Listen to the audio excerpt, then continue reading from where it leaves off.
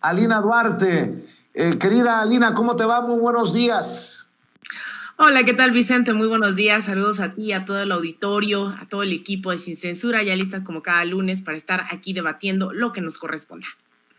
Y saludo también a la licenciada Laura Ceballos, miembro de esta familia Sin Censura, colaboradora de Sin Línea MX. Licenciada, ¿cómo te va? Muy buenos días. Hola Vicente, mi querida comadre, saludos a todos, a Toño, a Ceci, don David, a todo el auditorio. Muchas gracias por esta invitación a esta mesa magnífica con mi querida comadre Alina Duarte. Feliz día.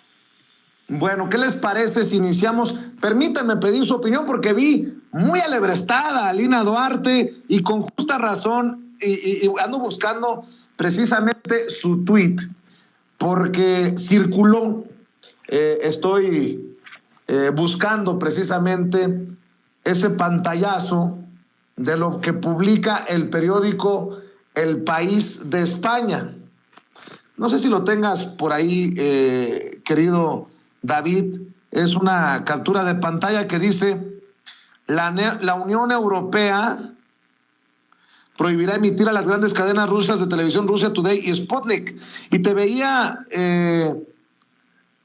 responder porque, en efecto, pareciera que hay un interés por nada más escuchar o que se escuche una narrativa en torno a lo que ocurre en Ucrania, pero también leía a Manuel Hernández Borbolla, quien precisamente desde México es reportero de RT, pues preguntarse, ¿y qué onda con los que mienten abiertamente como Antena 3 en España, como Televisa, como las Azucena Oresti, como todos estos personajes? A eso sí, hay que darles el beneficio de la duda de la libertad de expresión. ¿Y qué pasa con Sputnik? ¿Qué pasa con la televisión rusa? Mi querida Lina, me gustaría empezar por ahí. Esos que defienden la libertad de expresión, esos que dicen que hay un ataque a la libertad de prensa en México, si se materializa, si se cristaliza esta idea de cerrar el cerco a los medios de comunicación rusos. Y mira que no estoy tomando parte en el conflicto, simplemente estoy hablando de libertad de prensa y de libertad de expresión. Pues ¿dónde quedan esos personajes que no los escucho, Alina Duarte?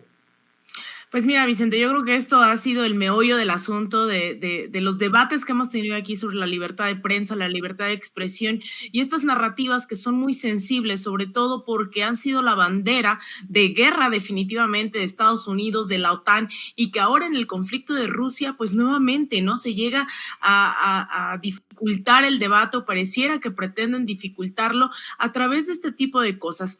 Esto no es nuevo, estos conceptos de decir cuál es propaganda y cuál no, al final ha sido una estrategia definitivamente, sobre todo de Estados Unidos, que ha puesto sobre la mesa que ellos determinan quién sí está ejerciendo libertad de prensa y quién está ejerciendo propaganda. En el caso de RT, de Sputnik, en su momento, estas agresiones, yo hice un recuento también en algún tuit, en ciertos momentos son persecución, en otros hace cerca de 2 años, si no mal recuerdo, no más, debe tener como 3 o 4 años, que bajo la administración de Donald Trump decidieron nombrar a RT, a Sputnik. En ese momento yo era corresponsal de Telesur y productora ahí en Washington, también a Telesur, también a Al Jazeera, a The Press, ¿no? Que es iraní, Press TV más bien, y entonces decidieron el Departamento de Justicia nombrarlos agentes extranjeros.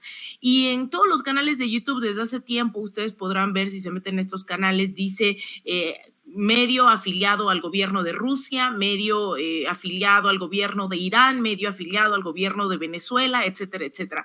Esto no ocurre con los medios de Estados Unidos, que además ni siquiera, y ese es el gran debate hoy en México, ni siquiera sabemos quién los está financiando. Entonces, el New York Times, que se vende como prensa independiente, sabemos que tiene a varios empresarios respaldándole, el Washington Post, Voice of America, por ejemplo, Voice of America, que es un medio definitivamente del gobierno estadounidense, estadounidense y en ningún lado dice que es propaganda estadounidense, propaganda yanqui, imperialista, ni mucho menos.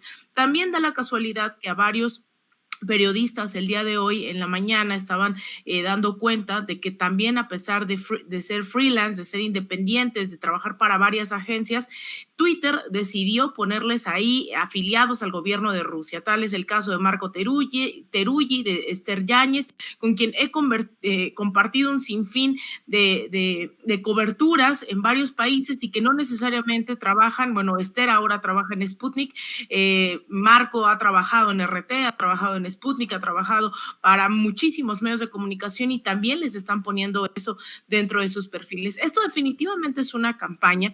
Yo creo que hay una prioridad, una necesidad de tantas redes sociales como en el caso de YouTube, en el caso de Twitter, en el caso de Facebook, pero sobre todo de estos países, de estas potencias aliadas en la OTAN, aliadas con Estados Unidos, de tratar de minimizar el otro lado de la moneda. No estamos diciendo que una sea la verdad absoluta y que la otra sea mentira 100%, sino que al menos el público tenga la oportunidad de decidir con qué información se queda, de generar un análisis, de generar debates. Y hoy es bastante preocupante cómo eso, imagínense que esto que acaba de determinar la Unión Europea de que no se va a transmitir RT, Sputnik y demás, hubiese ocurrido en países como Cuba, como Venezuela, la campaña hubiese sido otra, ¿no? Yo creo que estamos en un momento de esta claridad en donde usan este tipo de debates de manera inconsistente, de manera contradictoria, de manera ventajosa y sobre todo de manera muy peligrosa, a mitad de una guerra en Ucrania, en donde no están todas las partes de las narrativas a debate, ¿no? Donde no se habla del rol que ha jugado la OTAN, de quién es el presidente de Ucrania, de golpe de Estado en Ucrania, no se habla de todos estos elementos y cuando hay estos medios que están tratando de arrojar un poco de luz, dicen que son propaganda, dicen que no vale la pena, pero entonces sí hay que enarbolar a medios como The Economist, ¿no? Que tiene una agenda claramente pro Estados Unidos, pro imperialista, a Forbes que ha puesto en su portada lo mismo a Juan Guaidó que Yanine Áñez, ¿no? Estas revistas, estos semanarios, estos diarios que hacen propaganda también en ese sentido, ¿no? Hacia todos los intereses de Estados Unidos. Entonces, yo creo que al menos es muy interesante que la gente hoy estemos debatiendo sobre este arcoíris, ¿no? De posturas políticas, pero sobre todo del manejo maniqueo que tiene sobre todo Estados Unidos, la OTAN y la Unión Europea en torno a lo que se dice o no que es libertad de expresión. Precisamente para escuchar también a la licenciada Laura Ceballos, ¿por qué no vemos y escuchamos cómo el presidente Andrés Manuel López Obrador exhibió a Azucena Oresti, a Pascal Beltrán del Río, obviamente a Milenio, para que vean que no soy el único que critica las calumnias, las fake news que publican periodistas, grandes nombres del periodismo que publican en Milenio como Ricardo Rafael. Don Ricardo, sigo esperando que muestre cómo es que gano y vivo como rey, o Janet López Ponce, a quien ya hemos ido desenmascarando, dando a conocer nuestras finanzas aquí en Sin Censura, que obviamente no llegan a los millones de dólares a los que se refiere esta reportera irresponsable de Milenio. Así los exhibió el presidente Andrés Manuel López Obrador, y yo pregunto, ¿y esos no van a enfrentar sanciones? Pero seguramente son los que aplaudirán porque a Sputnik y a RT los baneen, los veten en diferentes partes del mundo, como en los países de la Unión Europea. Porque imagínense, el director del Universal, no, del Excelsior, no creo que haya mucha diferencia, pero sacó ayer un Twitter donde habla de el presidente de Ucrania, y es una foto tomada hace no sé cuántos meses, pero esa misma foto la saca una periodista de Milenio, Azucena Uresti. Sí.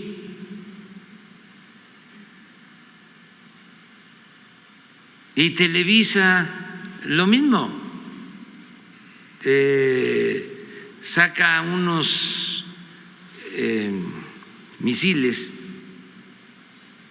o disparos de misiles de una invasión a otro país.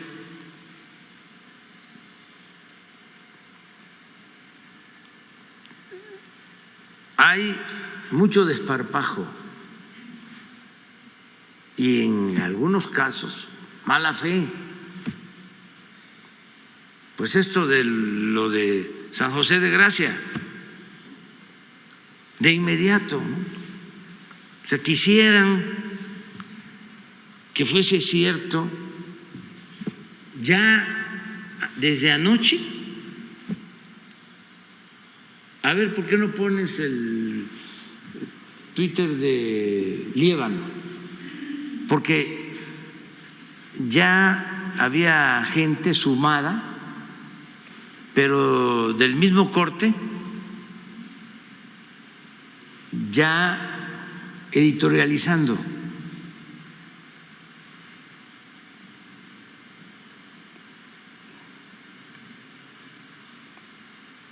Por eso se equivocan, pues, porque están en una situación anímica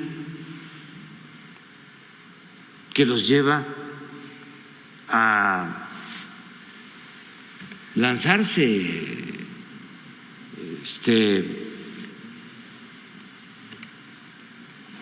sin tener todos los elementos. Licenciada Laura Ceballos, el presidente exhibiendo las fake news en la cobertura de ciertos personajes sobre el conflicto de Ucrania. Suponiendo sin conceder que RT, que Sputnik estén generando fake news para favorecer al régimen de Vladimir Putin, ¿esto qué es? Favorecer, como dice la querida Lina, la versión yanqui, la narrativa yanqui. ¿Ante qué estamos y qué piensas de esto que pongo sobre la mesa? Fíjate, Vicente, esta es una situación que obviamente trata de mucha mejor manera, pues nuestro querido profe de RI, Jesús López Almejo, de quien tengo aquí en la pantalla un pequeño resumen. Pero sí, en efecto, sí se trata de la noticia, obviamente, de lo que dice cada medio, pero yo creo que también tiene que ver mucho con quién es el que paga este medio. Es exactamente lo mismo que vimos en México a nivel local, con nuestros periodistas que según quien les pague es lo que dicen, es el discurso que permiten que fluya. Y en este caso pues estamos viendo que los medios que no son obviamente RT o Sputnik tienen una versión muy diferente, muy apapachadora al régimen, como llaman ellos, al régimen yanqui, y tienen esta narrativa de que es que Estados Unidos está liberando a las pobres almas, pero no dicen lo que está detrás. Y lo que dice, por ejemplo, aquí el profe de RI, Jesús López Almejo, dice, desde 2014 están pidiéndole a la ONU que por favor frene este intento de avance de la OTAN y de Estados Unidos a los límites con Rusia, y están recibiendo en Ucrania el dinero que viene de Estados Unidos y el armamento que viene de Estados Unidos precisamente para, pues, en provocación de una escalada de violencia, que además sabemos que todo lo que tenga que ver con situaciones de petróleo está pendiente de pequeñísimos alfileres. Entonces, aquí en este caso yo no creo que haya mucha bondad y mucha buena voluntad de parte de Estados Unidos.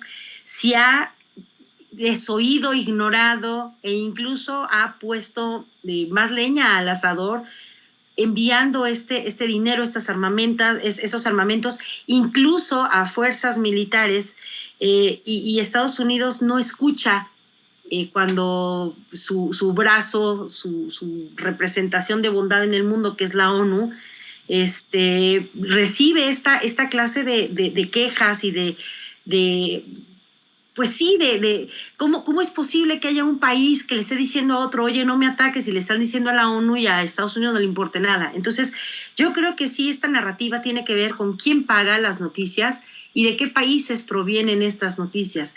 Occidentalmente lo estamos viendo como una forma muy caritativa y bondadosa de un Estados Unidos que está tratando de salvar al mundo, como siempre ocurre, ¿verdad?, con la narrativa americana.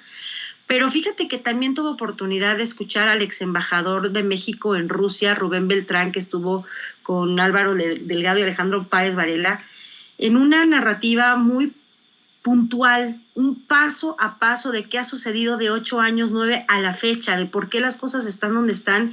Y no es precisamente porque Estados Unidos sea la hermanita de la caridad y esté queriendo ayudar a un pueblo en desgracia, sino más bien ha sido sus intervenciones la que han llevado a la desgracia a este pueblo, y esta ambición de querer expoliar, extraer los bienes, los recursos naturales de una región tan rica en gas, en petróleo y en un montón de bienes que a Estados Unidos le interesa. Entonces, Francia, Alemania han hecho también oídos sordos a estos reclamos de Rusia, y esa es la parte que también tenemos que poner en consideración.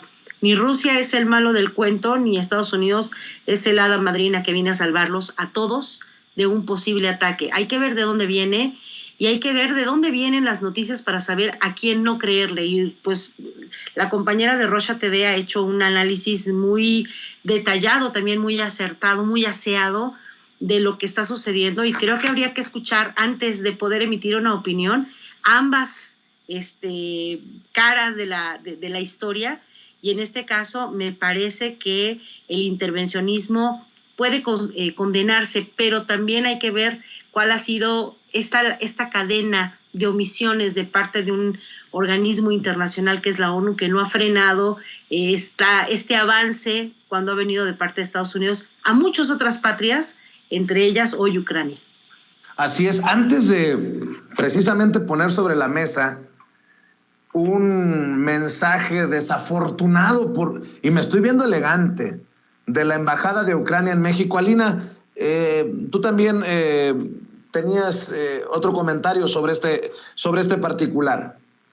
Sí, no quisiera irme sin agregar también el rol de los medios públicos dentro de toda esta batalla mediática, porque así como se está poniendo esta etiqueta de medios afiliados al gobierno de Rusia, se crea toda esta expectativa sobre si los gobiernos solo financian a quienes estén a favor de esas narrativas. Y eso también hay que tenerlo claro, porque los medios públicos tendrían que servir al interés público, y en ese sentido valdría la pena también revisar varias de las personas que escriben ahí en RT, en Sputnik, que han hecho análisis no necesariamente a favor del gobierno de Vladimir Putin, ¿no? Es como si aquí en México creyéramos que todo lo que dice Canal 11, Canal 14, el Canal 22, solo es para legitimar la versión de Andrés Manuel López Obrador, y no fuese plural y no encontráramos voces incluso con las que no estamos de acuerdo, pero que también por obligación los medios públicos tienen que tener presentes.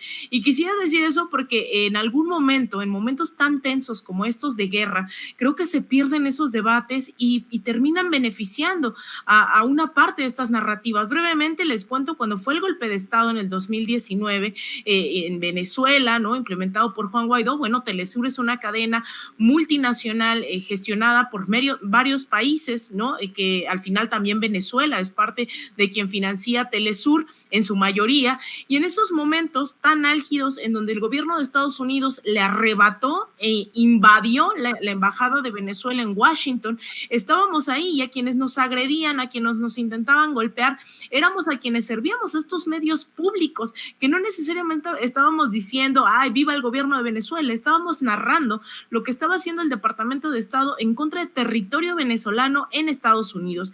Y eso nos llevó incluso a varias y varios tener que dejar de cubrir en las calles, porque hubo una persecución muy fuerte en contra de nosotros. En mi caso intentaron entrar en mi casa y tuve que salirme de mi casa. Ese tipo de cosas llegan a pasar en momentos tan claves como lo es una guerra, y cuando se legitiman estas voces de son propaganda rusa, está en contra del gobierno de Estados Unidos, permite que hace unos días, por ejemplo, ex corresponsales del New York Times publicaran la dirección en Washington de donde se encontraba la sede de RT, tratando de alebrestar a la gente y que fueran a atacar a los periodistas. Entonces son momentos muy específicos donde hay que tener claridad, hay que tener serenidad, pero sobre todo escuchar a ambas partes y debatirlo, ¿no? Y no criminalizar a quienes solamente están trabajando en esos medios, sino con argumentos, decir, el New York Times está haciendo eso, el Washington Post está haciendo eso, Latinus está haciendo esto, RT, Sputnik, etcétera, están haciendo esto. Entonces, nada más para englobar que al final también los medios públicos, no por ser financiados por el gobierno, no tienen cierta pluralidad, sino hay que ser muy exigentes y muy rigurosos y rigurosas con ese análisis. Así es. Oigan, a ver, ¿qué piensan de esto? Yo la verdad ayer preguntaba en Twitter, ¿es en serio? Yo pensé que era una noticia de pitorreo, pero veo que no. Esto que publicó en respuesta a un periodista la Embajada de Ucrania en México. Sigues sin reaccionar ni responder a nuestra propuesta y sigues difundiendo propaganda rusa sin nunca haber visitado Ucrania. Entonces tenemos una pregunta para ti, señor periodista. ¿Te pagan en rublos o en tamales? Y mole que se suelta el hashtag de Embajada Tamalera. Y yo pensé que era broma. Y estaba viendo que incluso se disculparon y después borraron de la cuenta de Twitter de la Embajada de Ucrania en México la disculpa ante esto que claramente es de tinte discriminador y, si me apuran tantito, racista, Laura. Y es que fíjate que sí, o sea, preguntarle, te pagan en rublos, porque además aquí SDP Noticias se le fue una palabrita, rublos, que es la moneda de Rusia, rublos o tamales, es una forma igual de discriminación. Es que de verdad que es increíble que una embajada, al sentirse que le hacen una pregunta incómoda, en vez de responder de manera diplomática, que es la obligación que tendrían, se baja a una respuesta tan poco respetuosa. O sea, a ti te tienen que pagar con tamales o, en este caso, también, como nos dicen a nosotros, que nos pagan con croquetas, ¿no? Esta es una forma muy baja de responder. Cuando se vieron cuestionados por este periodista Gabriel Infante, que preguntó o que dijo, que aseguraba, oigan, ustedes como embajada están apapachando una información que es falsa, esta información que decían sobre Rusia. Y a mí me parece que están tan caldeados los ánimos que se están perdiendo incluso las formas institucionales de respuesta. Lo estamos viendo y a mí me parece que sí es muy, muy discriminatorio hacia un mexicano preguntarle de una manera tan baja si le pagaban con tamales, aunque, como dijo el presidente ya en tono de mucha jocosidad, los tamales pues podrían ser chapanecos, oaxaqueños, de chipilín, no sé, una torta, una guajolota, para que vieran lo que verdaderamente es comer un manjar. Pero al final pues sí, el tinte discriminatorio no se puede borrar, ni siquiera con esta broma que hizo el presidente, ¿no? Vamos precisamente a ver y escuchar al presidente, porque con los tamales no, ya sé, es broma también de mi parte, pero que una embajada en un conflicto se refiera de esta manera a un ciudadano del país en el que tienen presencia, híjole, me parece del nivel de las películas que hacía el hoy presidente del mismo país, de Ucrania. Que salía con ametralladoras y no sé si haciendo apología de la violencia. A mí en lo particular me parece revelador, pero bueno, ese soy yo. De ahí escucha el presidente Andrés Manuel López Obrador. Esto, por ejemplo, del señor Chumel, comandante ordene, o algo así, es buenísimo. O creo que fue una embajadora de no sé qué país que dijo le dijo, contestó a otro, tú estás subvencionado o te están dando rublos o tamales, sí. O sea, imagínense, no sabe lo que son los tamales. ¿Sí? Está como para enviarle una guajolota.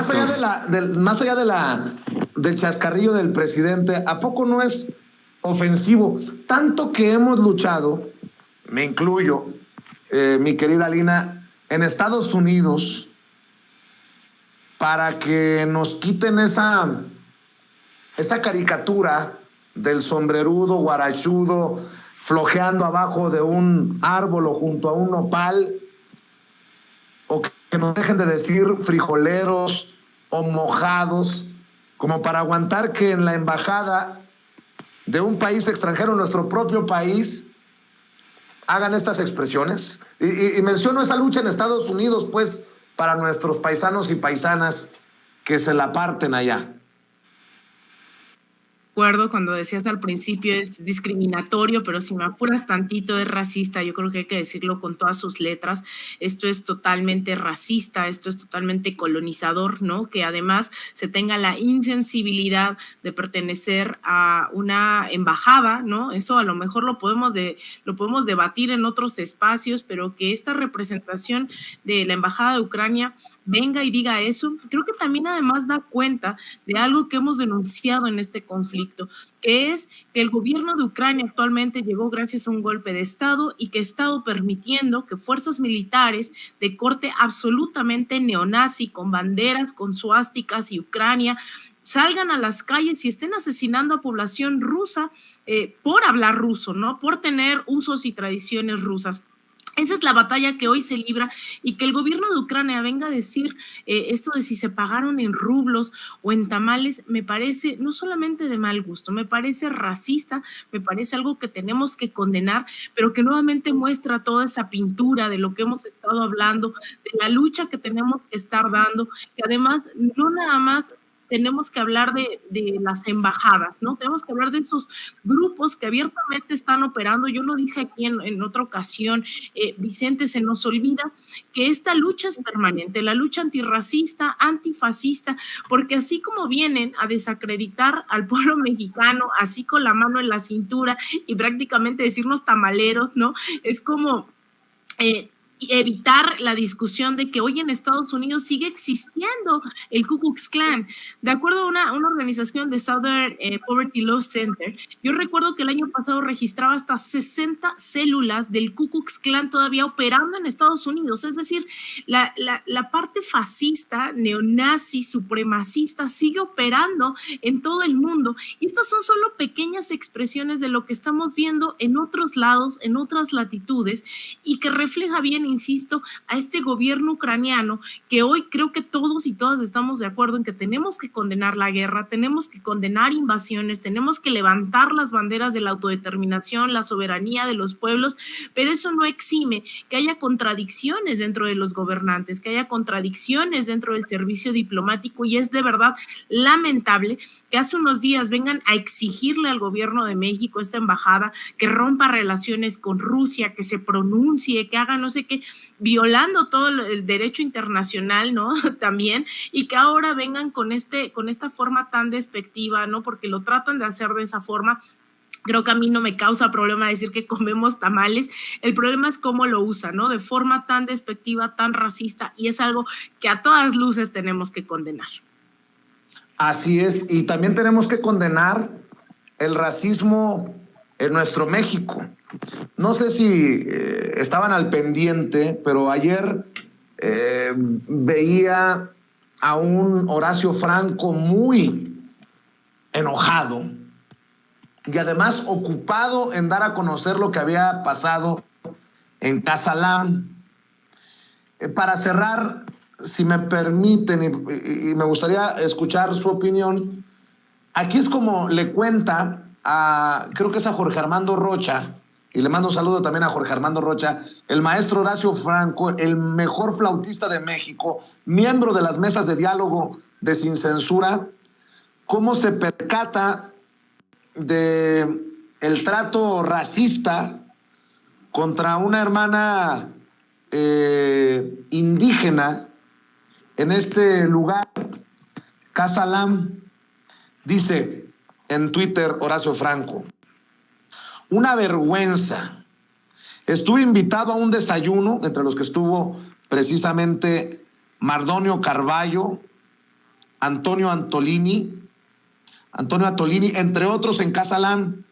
Y con nosotros estaba sentada una compañera otomí con su indumentaria tradicional. Quiso pasar al baño de clientes y no la dejaron pasar. La condujeron al baño de la cocina. Dice Horacio Franco en Twitter: cuando nos dimos cuenta que salió llorando por ese trato, la auxiliamos varios de los invitados y finalmente el gerente le pidió disculpas. ¿Cuánto nos falta en este país para aprender que no se debe discriminar a nadie? Vergonzoso. Y ya tenemos la información de Brígida Ricardo Matilde.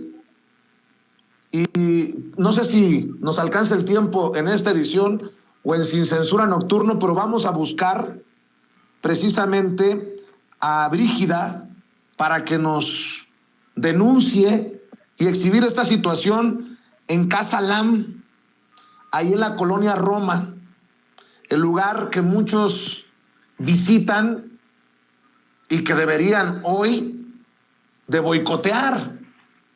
No puede ser posible que este centro de cultura de un trato así a nuestras y a nuestros hermanos indígenas. Así lo denunció el querido Horacio Franco. Indígena que llevaba su vestimenta preciosa, estas blusas de seda, como de seda, ¿no? De brillante, que son muy bonitas, su falda larga y su rebozo, y bueno, traía sus trenzas, todo preciosa como todas las indígenas, ¿no? Y bueno, estaba sentada ahí con nosotros, y de repente yo vi que se levantó al baño, y después que otras personas estaban ahí, después de que había salido, porque ya había regresado, estaba llorando y había gente alrededor de ella, ¿no? De las gentes invitadas también. Entonces, cuando pregunté por qué pasaba, bueno, pues ya me contó, ella misma me dijo: es que traté de entrar al baño de clientes, ahí al baño de adentro del restaurante, y no me dejaron, ¿no? Nosotros estábamos en el patio, en una mesa en el patio, fuera del restaurante. Ella quiso entrar al restaurante y no la dejaron, la condujeron inmediatamente al baño de la cocina. Entonces ella se sintió muy discriminada, se sintió muy mal, y estaba llorando, ¿no? Entonces, bueno, ya mandaron llamar al gerente, etcétera, etcétera. El gerente le ofreció disculpas, ¿no? Obviamente ya no le quedaba de otra, porque hicimos mucha presión para que, o sea, yo estaba verdaderamente escandalizado, y toda la gente también, ¿no? En fin, ¿qué puedo decir de esto? Que pese a que Casa Lam es un centro cultural que a mí me infunda mucho respeto, me merece todo el respeto del mundo. Es un centro cultural, como tú bien dices, plural.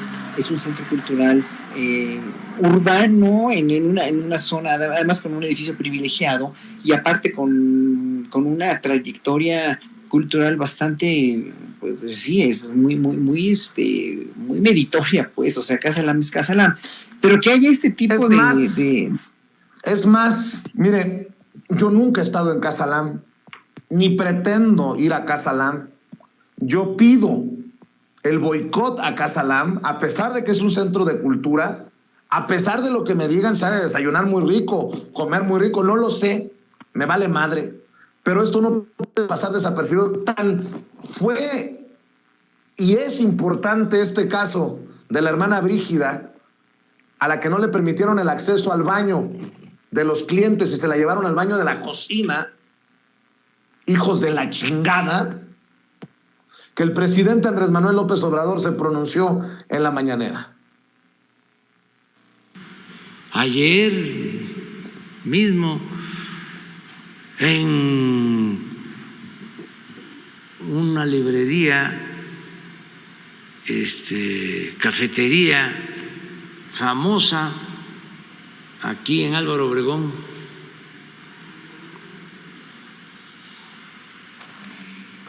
ahora me voy a acordar de cómo se llama, no dejaron,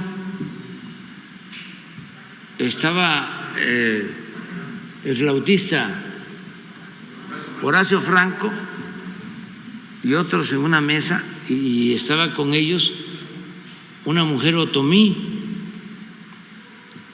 y quiso ir al baño y no la dejaron. ¿Sí? Ay, Adelante, ¿Me oyes? cierro con tu reflexión, con tu opinión. ¿Me oyes, Vicente? Sí, te escucho. Ay, perfecto. Digo que yo soy Brígida. La verdad es que esta clase de demostraciones, perdón, de estupidez, no pueden volverse a repetir. Primero porque cualquier persona, más allá de su vestimenta, tiene el derecho humano de entrar a donde se le hinche la regalada gana. Segundo, ahorita estaban viendo en el chat, digo, hay quienes están a favor, que sí, que pobre empleada, que no, esta es una programación que los dueños le dan a sus empleados para que traten de una cierta manera a las personas. Me acordaba de un episodio similar que vivió esta cantante que se llama Amandititita, que también casi la corrieron a escobazos porque traía una vestimenta que no era apropiada para los estándares de ese restaurante. O de esta película muy buena con Kevin Costner, de una mujer que además fue la precursora o la culpable de que regresara bien el Apolo a la Tierra, pero como era negra tenía que ir a unos baños lejísimos en el complejo. Es decir, esto de creer que entre los seres humanos hay razas es lo más retrógrado, lo más imbécil y lo más ridículo que puede haber. Solo una sola raza, la raza humana, y el color de la piel y la vestimenta son solamente importantes para quien no tiene otra clase de inteligencia. Entonces, la verdad es que qué desagradable episodio. No me pierdo al rato el programa que va a estar contigo, Brígida, porque es una denuncia que tiene que evitarse de aquí en adelante, que esta sea la última vez que se discrimina a un hermano mexicano por la vestimenta, por la lengua, por el color de piel, por el origen, por la etnia a la que pertenece. Y la verdad es que no hay nada más reprobable que imaginar que alguien se crea con el derecho de decirle a alguien, oye, te toca el baño del servicio, como si un baño fuera, no sé, no se me ocurre. La verdad es que es lo más retrógrada que he escuchado. Y mira que hoy hemos hablado de estúpidos y de retrógradas a lo largo de la participación en esta mesa, pero qué bueno que tenga este espacio Brígida, y pues un abrazo de todo corazón a ella, a todas las personas que llevan con orgullo su ropa tradicional, que hablan sus lenguas madres, porque son bellísimas y porque no se puede perder la tradición de cada pueblo solamente por quedar bien en una sociedad que sigue discriminando a diestra y siniestra. Y pues con esto me quedo, Vicente. Nada más quisiera yo aprovechar el anuncio. Veo también en el chat que mucha gente estaba diciendo que como el INE no le permitió hacer el trámite de su credencial, de activar su credencial para hacer su voto desde el extranjero, les pegué por ahí, le pasé a Ceci un link de una denuncia. Es un formato que el propio INE tiene para hacer esta denuncia de juicio, una demanda de juicio para la protección de los derechos político-electorales del ciudadano, que si tiene dudas, pues también ahí le dejo a Ceci mi chat, mi WhatsApp, ¿cómo se llama? Mi mail, perdón, para que podamos ayudar a la gente y hacer esta demanda colectiva. O sea, es una por persona, pero que sea una oleada enorme para que el INE responda, porque hubo miles de personas que no pudieron hacer este trámite, y esa es otra más de las violaciones a los derechos humanos de la gente, y no pueden quedarse así. Hay que denunciar, hay que demandar, hay que utilizar todas las herramientas que estén en nuestro alcance. Y pues ahí les dejo a Ceci el link para que si tienen alguna duda me escriban. Soy ceballoslaura@gmail.com en el mail, y en el Twitter @ceballoslaura. Entonces, si tienen alguna duda, hay que me escriban, Vicente. Muchísimas gracias. Y también, pues, invitemos a la gente para que te siga en Sin Línea MX de una vez. Ah, sí, también. Y hoy, por cierto, estoy en Sin Línea MX. Hace un momentito salió el programa.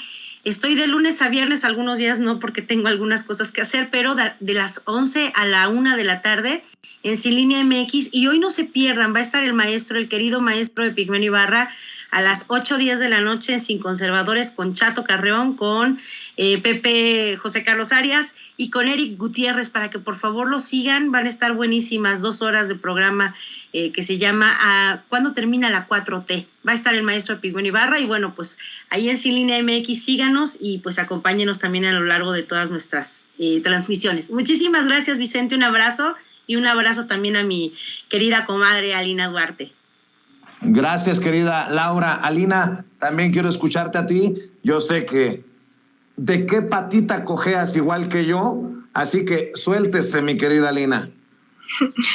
Yo creo que este tema al final resulta sensible para millones de mexicanos que provenimos, ¿no? Pues al final de esos ancestros, ¿no? De las comunidades indígenas que vemos en este debate reflejadas varias de las situaciones que han pasado nuestros abuelos, que han pasado nuestros padres, y es inevitable que te hierva la sangre.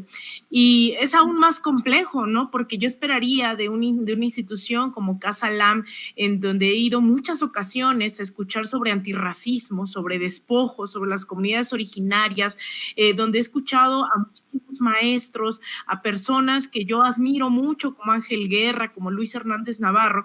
Esperaría que estuvieran a la altura de estas cosas que parecieran mínimas, pero son sumamente profundas. Estos debates que nos debemos, ¿no? Y que hoy también están sobre la mesa, antirracistas, en donde personajes como Tenoch Huerta todos los días están denunciando cómo este sistema termina a través de estas pequeñas acciones legitimando todo este racismo institucional, este racismo educativo, este racismo dentro de espacios que de verdad me duele mucho, porque además hemos ido muchas y muchos a conferencias que no tienen nada que ver con este tipo de actos hoy en Casa LAM. Revisaba ahorita las redes sociales y no han dicho absolutamente nada.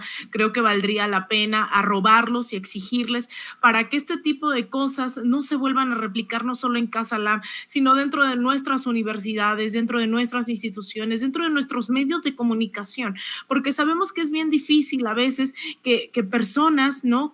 que se asumen indígenas de este país tengan representatividad dentro de los medios de comunicación, tengan representatividad dentro de las instituciones educativas, dadas las complejidades de este sistema, pues son muy pocos y pocas las que llegan a las universidades, llegan a las escuelas, llegan a puestos en el gobierno, llegan a disputar, ¿no? En grandes espacios. Entonces, de verdad es condenable a todas luces. Lo hablábamos de la embajada de Ucrania, ¿no? Este racismo de te pagaron en rublos, te pagaron en tamales, para que al final en México este racismo siga tan anclado dentro de todas nuestras estructuras, que además es bien fuerte, ¿no? Porque un espacio que se asume progresista, que se asume de izquierda, de colonial, está haciendo este tipo de prácticas, además, y ya es bastante significativo, en el corazón de la Roma, donde hoy vemos también a toda la población, sobre todo estadounidense, ¿no? Que se ha sentado en este punto de la Ciudad de México. Son muchas emociones las que nos deben surgir también en torno a este debate, así que ojalá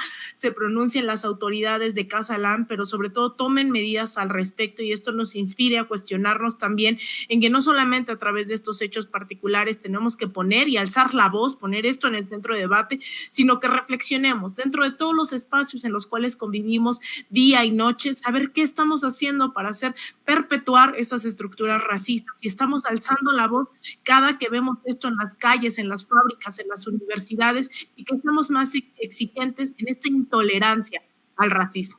Entonces, pues este es mi comentario. Yo les invito a que me sigan también en Twitter, en @AlinaDuarte_, en Instagram _Alina Duarte, en Facebook.com/Alina Duarte Periodista, en mi canal de YouTube también hay Alina Duarte, y te mando un abrazo, Vicente, y nuevamente todas las gracias infinitas por poner estos debates que sé que no solamente intervienen dentro de la lógica de la Ciudad de México, sino en todo México, Estados Unidos, y sigamos cuestionándonos todo este tipo de actitudes, vengan de embajadas, vengan de nuestros consulados, vengan de donde vengan, que sigamos dando estas batallas frontales en contra del racismo, del colonialismo y demás. Y un saludo y abrazo a Laura Ceballos, a todo el auditorio y al equipo de Sin Censura.